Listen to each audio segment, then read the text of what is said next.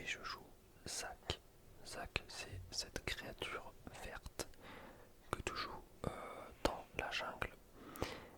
Et j'aime beaucoup ce personnage. Voilà, j'adore ça, jouer avec ce perso. J'aime trop son kit de sort, etc. La puissance qu'il peut avoir, sa mobilité, bref. Mais je connais pas grand chose du champion, mis à part la région d'où il vient, c'est-à-dire Zone, tout comme Twitch et peut-être Singed. Peut-être, ça j'en suis pas sûr.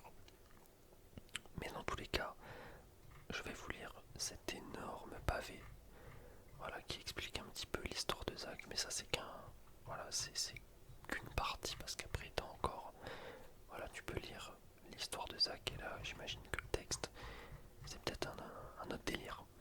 Donc voilà, à quoi il ressemble le perso, vous voyez un petit peu, on dirait un laboratoire machin. Ce que je vous propose, c'est qu'on démarre directement, je vais pas mettre de gameplay en fond machin truc, j'ai un peu la flemme. Je vais juste mettre le texte. De toute façon, il n'y a pas grand chose à regarder dans tous les cas, vu que je vais lire une histoire. On se détend, on va passer un bon moment, on va s'échauffer la voix un petit peu. C'est faux, je ne veux pas le faire. Alors, Zack est le produit d'une fuite toxique qui, dégoulinant par une veine technochimique, se transforma en bassin dans une profonde caverne du puisard de Zone. En dépit de ses humbles origines, Zack a évolué pour passer du stade de dépôt primordial à celui d'être pensant qui se faufile dans les canalisations de la ville. De temps en temps, il émerge pour aider ceux qui ne s'en sortent pas seuls ou pour reconstruire les infrastructures en mauvais état de Zone. Ok, c'est un bon déjà. C'est un groupe d'enfants Sonia qui rencontra d'abord Zack. Il jetait des cailloux dans un bassin du puisard et les cailloux leur étaient renvoyés. Le bassin qui renvoyait les cailloux devint célèbre à Zone et finit par attirer l'attention d'une obscure organisation de technochimistes. Malgré les protestations des habitants, les technochimistes drainèrent le bassin et rapportèrent la substance qu'ils avaient trouvée dans leur laboratoire pour y procéder à des expérimentations. Au fil de diverses expériences conçues pour tester des techniques de renforcement positif ou négatif, les technochimistes découvrirent que la masse coagulée du bassin semblait avoir des tendances psychoréactives. En d'autres termes, elle s'adaptait aux stimuli qu'on lui fournissait. Si on la traitait bien, elle répondait avec un enthousiasme d'enfant joyeux, mais si on testait sur elle douleur et agressivité, c'est à la destruction que devaient s'attendre les technochimistes. Normal, j'ai envie de dire. La plupart des chercheurs attribuaient ces réactions à un simple mécanisme réflexe, mais deux d'entre eux n'étaient pas convaincus par cette explication. Ils se demandaient si des expériences destinées à produire une créature supérieurement agressive étaient moralement acceptables. En creusant plus loin, les deux technochimistes découvrirent que ce projet était financé par Saito Takeda, un baron de la chimie au tempérament notoirement violent, dont le goût pour les sanguinaires guerres de gang était redouté. La conclusion était évidente. Takeda cherchait à développer un combattant capable d'encaisser des blessures mortelles, de se faufiler dans des endroits inaccessibles aux humains et d'obéir à tous les ordres. Ils découvrirent également le véritable nom du projet, le sonien amorphe de combat. Ok, ça m'intéresse vraiment beaucoup.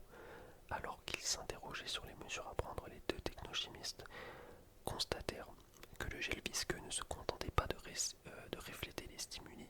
La substance avait des comportements non induits qui suggéraient une pensée consciente. Ils s'efforcèrent de mieux comprendre cette créature qu'ils nommèrent Zack et conclurent qu'elle avait les attitudes d'un esprit pensant doté du libre arbitre. Ils firent part de leur découverte au directeur de leur équipe de recherche, mais ils ne furent pas entendus. C'est bien malheureux ça. Ils se lancèrent secrètement dans des manœuvres destinées à contrer les enseignements violents du reste de l'équipe. Ils apprirent à Zack comment distinguer le bien du mal, l'exposèrent à des actes d'altruisme et de générosité. Leurs efforts portèrent des fruits et Zack témoigna de la tristesse quand une chercheuse se blessa la main ou quand un autre tua un rat dans le laboratoire. Une nuit, durant la fête du progrès, alors que le laboratoire était vide, ils firent passer Zack dans un réservoir monté sur chariot et ils partirent vers un secteur éloigné de Zone. Quand leur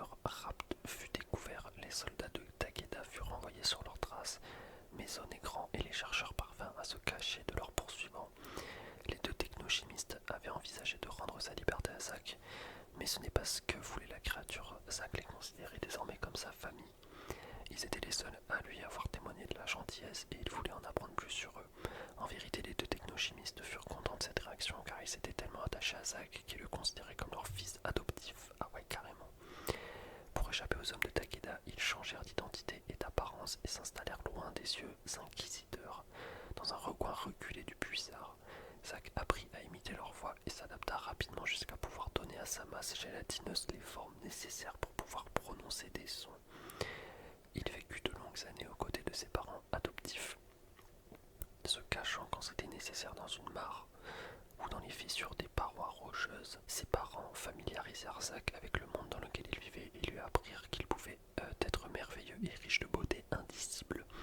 Ils lui montrèrent la lune se lever au-dessus des portes du soleil, le jeu des lumières kaléidoscopiques sur les verrières multicolores des halls commerciaux de zone et la vibrante beauté de leur cité en ébullition. Ils lui expliquèrent aussi que le monde pouvait être dur et cruel, et Zack apprit que les gens sont parfois remplis de méchanceté, d'hostilité et de préjugés.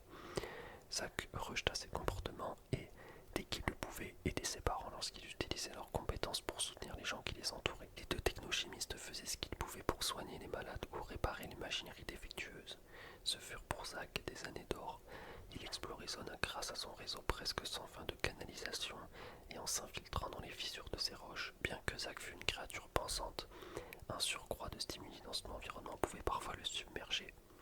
Dans ces moments-là, pendant un bref moment, il absorbait les émotions dominantes qui l'entouraient, qu'elles fussent bonnes ou mauvaises. Parfois, il ne pouvait pas s'empêcher de porter secours aux opprimés et de se dresser contre les brutes. Peu à peu, des rumeurs de son existence se répandirent dans Zone. La majorité des histoires le concernant le montraient aider les gens, mais d'autres lui attribuaient des destructions, l'explosion d'une manufacture et l'ouverture soudaine d'une crevasse dans un quartier habité du puissard. Finalement, ces rumeurs atteignirent les oreilles de Saito Takeda. Il envoyait une bande de truands optimisés récupérer ce qu'il estimait lui appartenir. Ces technochimistes avaient tenté sans succès de répliquer le processus qui avait mené à la création de Zack. Takeda voulait que la créature lui soit rendue et ses gorilles optimisés trouvèrent et attaquèrent la maison des parents de Zack. Ces derniers se défendirent avec tous les moyens ésotériques connus des technochimistes, mais ils n'étaient pas de taille et, bien que Takeda eût ordonné de les capturer vivants, ils furent tués. Zack était en train d'explorer les canalisations souterraines de Zone, mais il ressentit la détresse de ses parents et s'élança à travers la ville pour se porter à leur secours. Il arriva trop tard pour les sauver. Quand il vit leurs cadavres, il fut submergé par une rage d'une ampleur qu'aucun des tueurs du baron n'avait jamais vue. Zack attaqua, écrasa, concassa.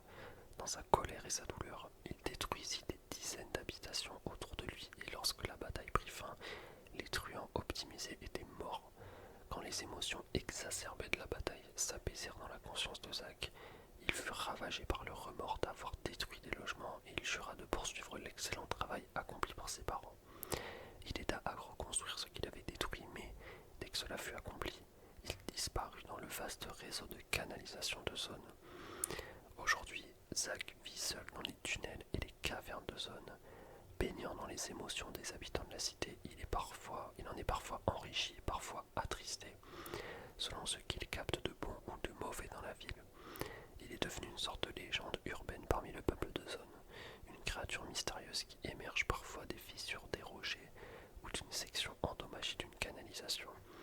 La plupart du temps, c'est pour aider ceux qui sont dans le besoin, mais parfois, quand l'humeur de la ville devient sombre, son apparition cause bien des appréhensions. Et B, l'histoire est vraiment pixel. J'ai énormément aimé. Et évidemment, on a encore une autre histoire. Après, on a la bio. Non, c'est ce que je viens de lire, la bio. Ouais. Ça fait plaisir. Franchement, ça fait plaisir d'en apprendre plus sur un champion, le lore, etc. Je trouve ça intéressant à chaque fois. C'est pour ça que j'ai aussi hâte du MMORPG de Riot Games, parce que ça peut être vraiment quelque chose d'historique.